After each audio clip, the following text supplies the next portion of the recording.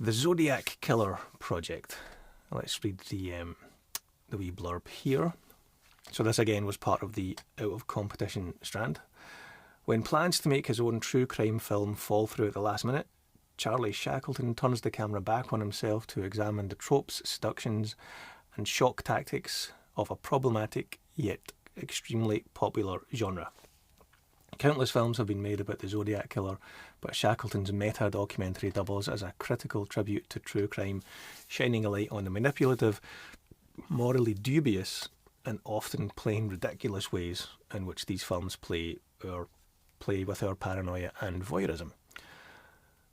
With formal vigour and sharp sense of humour, Zodiac Killer Project doesn't solve the infamous serial killer mystery in history. Let me try that one again.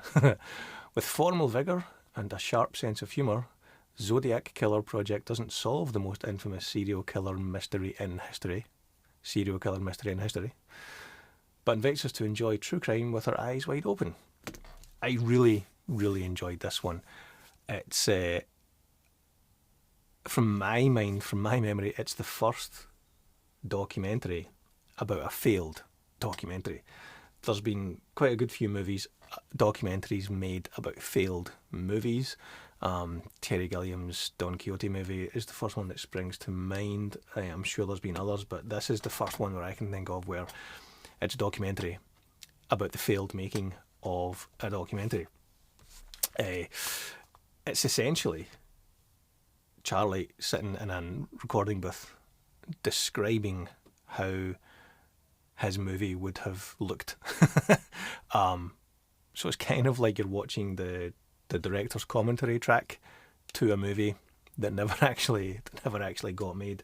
If I just jump into my notes here, there's a line from the movie that says the gravitational pull of true crime, and that kind of stands out. I suppose that's the main point of this movie, because there's so many of these movies and TV shows on let's face it, on Netflix. Netflix is full of true crime documentaries. It's definitely a popular genre.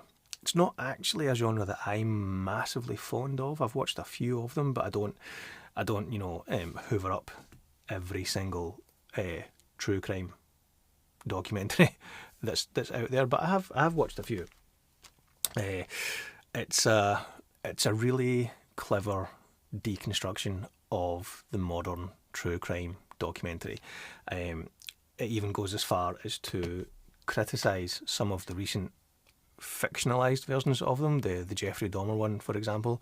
But in the same breath, Charlie criticises it, but then also says how good it was made.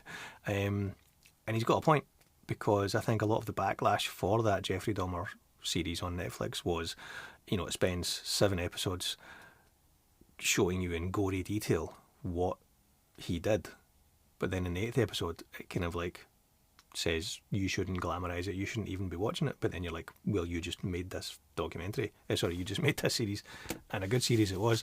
So that was quite interesting. Another interesting element of that documentary is Charlie's very much a faceless voice for half of the movie.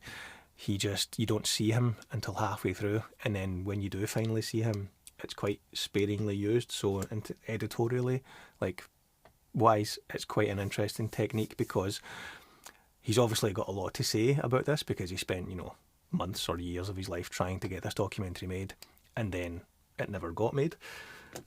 And then he sat in a recording booth and basically, let his brain empty onto the screen, or onto the mic, and he described how his movie would have looked and how it would have played out.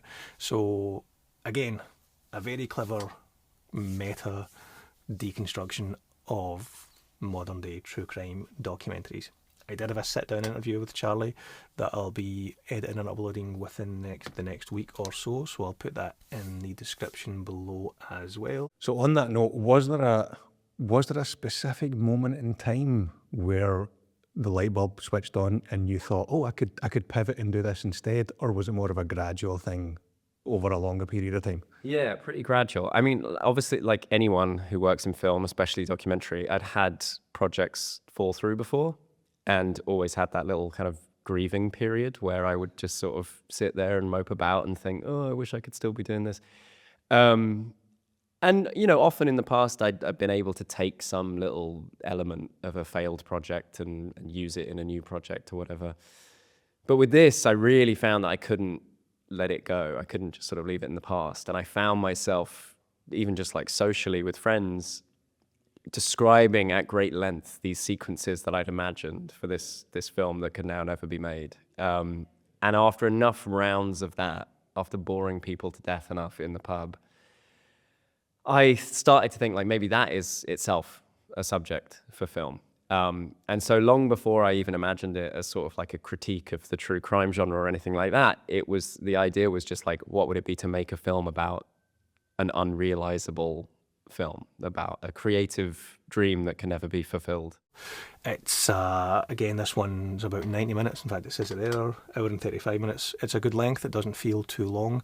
It was probably one of the ones that I would potentially watch again after the festival. I don't know if it's going to be getting released. I think the massive irony would be if this does get released on Netflix and it sits alongside all of the documentaries that it essentially has a go at for their kind of, you know, voyeuristic and manipulative, morally dubious and often plain ridiculous ways in which these films play with our paranoia and voyeurism. That was me reading from the blurb on the website from Manuela Lazic. Apologies if I'm butchering that name.